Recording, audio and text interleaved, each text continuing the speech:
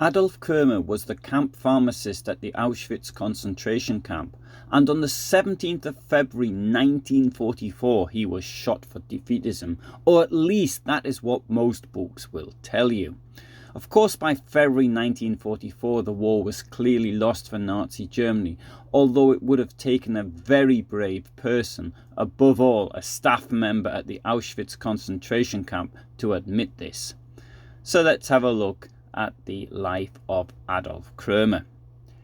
Krömer was born on the 19th of May 1890 in Röben, today Równe, near Leboszulce, today Głubczyce, which is in the Opole district of Poland and not very far from where I am writing this right now.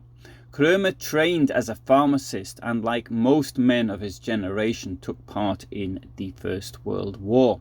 In 1933, the Nazis seized power in Germany, and he was one of the very many that joined the party in May 1933 and got membership number 3530596. The following month he joined the SS, where he got SS membership number 119440.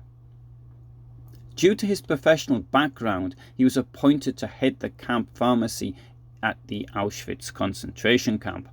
This role would not have been as benign as it might appear. The pharmacist would have been the one who supplied phenol for murdering inmates, if not the person who actually injected it into the heart of the victim.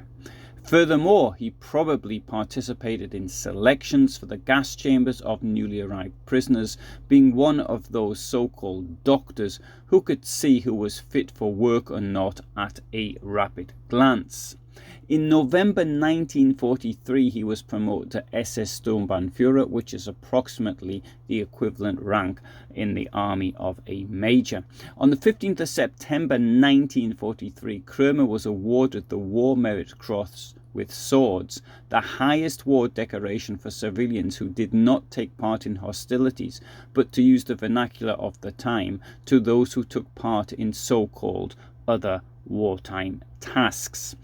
I think that the award of the War Merit Cross with swords indicates participation in violent actions, which in the case of Auschwitz can only mean that Adolf Krömer took part in selections of who to murder.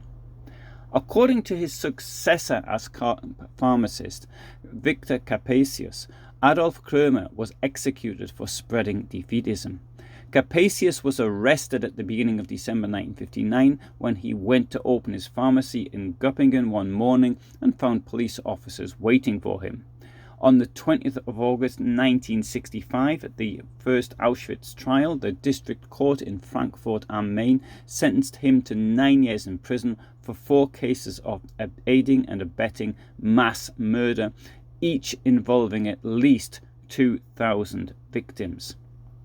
Capacious had furthermore used the looted property of the victims of National Socialism to set up his own businesses after the war, not only the pharmacy, but also a beauty parlour in Reutlingen.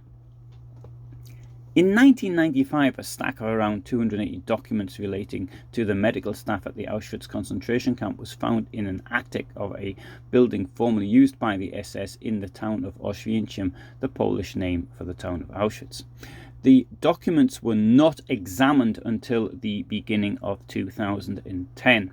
One of these documents was the death certificate of Adolf Krömer, and this showed that he had not been shot for defeatism on the 17th of February 1944, but rather he had died of a heart attack in the camp hospital on that day, aged 53. So why did Victor Capacious make this story up? Why did he say that Adolf Krömer was shot for defeatism? I don't know.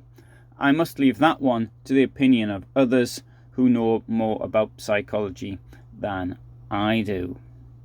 Thank you very much for listening. I hope you found that of interest, and I would encourage you to subscribe to hear more stories of this nature relating to the Third Reich and other periods of history.